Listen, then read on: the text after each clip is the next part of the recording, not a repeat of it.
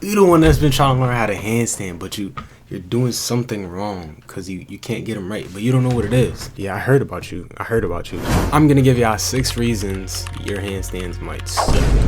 I'm sorry. Somebody had to say it. Sometimes when people talk about handstands and what you should fix, they give you one thing, but that ties into or branches off into a bunch of different things. I'm gonna try to keep it very specific for y'all. Number 1, we have inactive hands. For those of you that might already know what your hands are supposed to be doing in a handstand, you might say like, oh, what? Of course I know how to use my hands in a handstand, duh. Shut up. To those of you that don't know, if you're standing up, right, and you feel yourself falling forward, you are going to push into the ground with your toes, right, to stop yourself from falling. If you feel yourself falling backwards up until the point that you have to step back, you are gonna take pressure off of your toes and then put that pressure into the ground through your heels to stop yourself from falling on your back, right?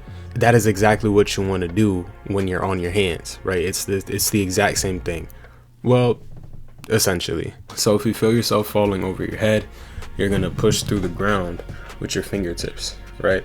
If you feel yourself coming back down, like you're about to fall onto your feet, then you release that pressure, right? If you feel yourself falling even more, then you're gonna apply pressure through your palms, through the bottom of your palms, right? And with this, there's also something else that you can do. Say pressing through the ground with either my palms or my fingertips isn't enough, I can kind of cause a shift in my shoulders a little bit. This is just one other thing with number 1 that I'm tying into it, because they go hand in hand. So if I feel myself falling over my head and I'm pressing through the ground with my fingertips to stop myself from falling, but it's not enough, I'm going to shift my shoulders backwards a little bit. So if I'm upside down, that would be through my chest, if that makes sense. I'll put up some clips for y'all so you understand. If I feel myself coming down and releasing the pressure through my fingers and applying pressure through my palms isn't enough, I will shift my shoulders forward so that everything kind of stays in line. Even if that's not enough, I might even get to the point of bending my arms a little bit. Then we'd be getting into almost a handstand push-up, basically.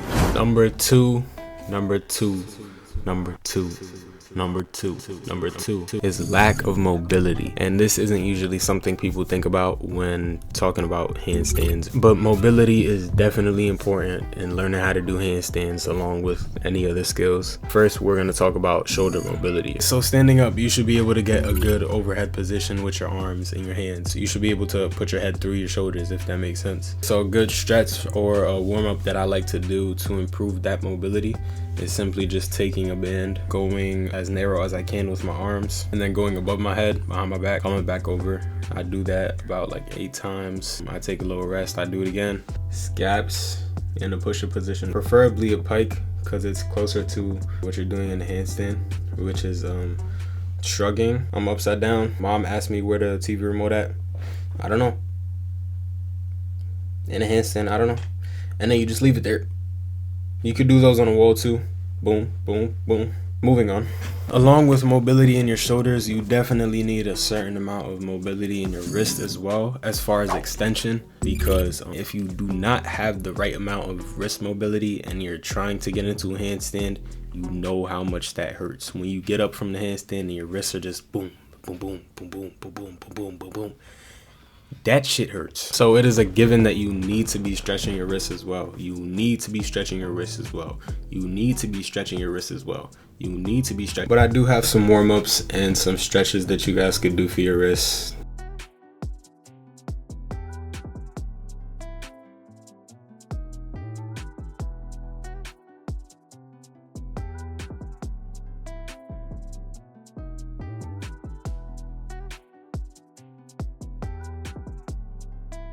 I would just do them at an amount that feels good, you know, gets you feeling like you're ready for the set or whatever you're doing. But yeah, you should definitely be doing those before any handstand training. You need that. You need warm-ups, bro. You need it. Do not neglect stretches for your legs, for your hamstrings, for your quads, for your glutes, whatever.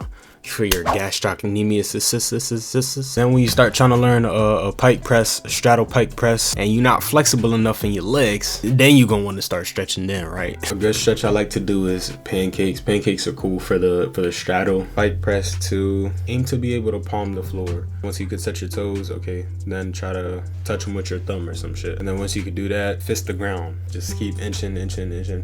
You should be stretching every day as well too. Comfortable amount of stretching. So the third reason your handstands might suck. Stay with me.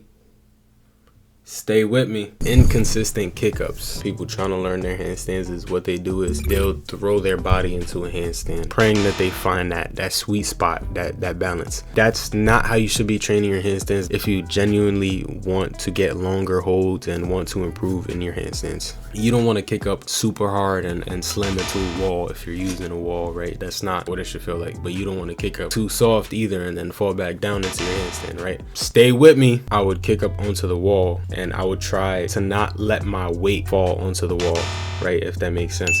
So I would get up, just do a little tap off the wall with my feet, and then try to fix myself in the handstand position until I can't hold it anymore. Or just rep that, just keep repping it to get my kick up rate.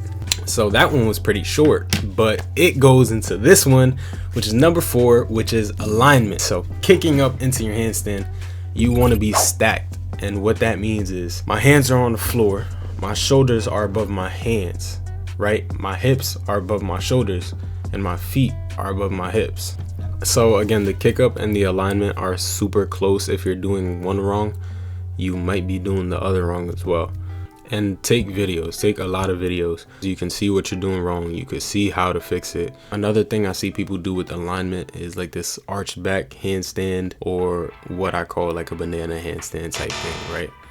So for the banana, the wall is going to be your best friend throughout your handstand journey. Place your hands down pretty close to the wall, at least so that you could get a straight body position right in front of the wall without hitting the wall. And you're going to kick up into your handstand and you're just going to do heel taps off the wall. Simple. You're going to do heel taps off the wall. Try to hold it as long as you can. Keep in mind the hand activation. Stay with me. As for the arch back handstand, right, you need to maintain a hollow body position. And what that means is if you've ever done hollow boat holds, I like to tell people naturally most people have an arch in their back, right? So when they're laying on a flat surface, you can feel that arch in your back. If you try to put your hand under your lower back, there's going to be a space there. So to create that hollow body position, what you want to do is tilt your pelvis forward so that it eliminates that space under your lower back, right? And that's exactly what you should be doing in your handstand. With this also comes something else, so that you don't end up looking like this and you end up looking like that, so that you can maintain a straight body throughout the whole handstand. You are going to squeeze your glutes as well. So core activated, no arch. Now I'm going to squeeze my glutes and you guys are going to see my legs come back just a little bit, but it makes all the difference so that my whole body is stacked and everything is on top of one another. 5th reason you can't hold a handstand: strength. Why are you trying to do a handstand and you can't do a push-up? If you cannot tense your core in a handstand and you feel like it's just gassing you out, these are some things that you need to be doing to strengthen your core.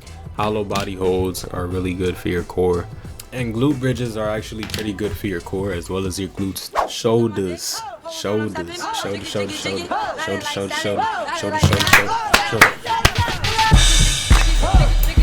Weighted wall handstand holds, that's one. I always like to keep my chest towards the wall because it gets you comfortable with bailing out of your handstand. Holding at the bottom of a handstand push-up position, right? So a bent arm handstand.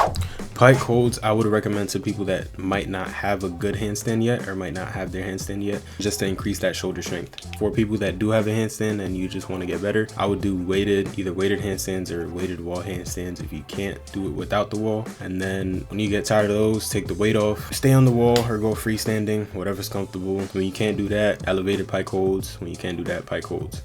And then your wrist strength as well. You should be conditioning your wrists so that they can handle a handstand, and you can do that by some of the warm-ups that I listed, along with wrist push-ups, maybe plank rocking, wrist circles I was showing you guys before. You want to start with low reps, usually 5 to 10, and then you gradually increase as your wrists adapt to it. So you should be performing all movements slowly with control to build stability. It should not be painful. If you feel pain, stop or decrease the intensity. You need strong wrists, strong shoulders, and a strong core. Those are the 3 I'm gonna cover. Now y'all, last but certainly not least, we have information overload.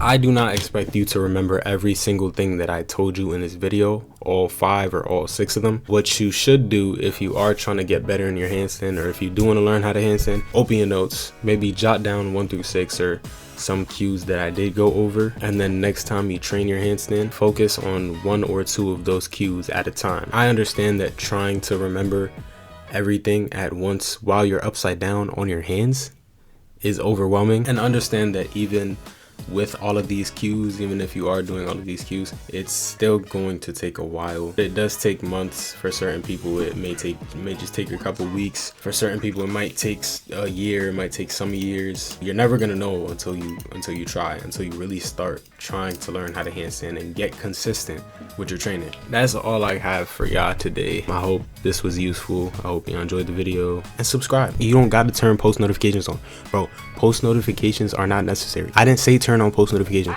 I just said subscribe. That's all you gotta do. It's free, bro. It's free. I don't think y'all niggas really understand what I'm saying. It's free. If it's, what your mama say? What your mama say? If it's free, it's for me. I'm about to tweak up if you don't subscribe. I'll see you in 2 weeks. Boom.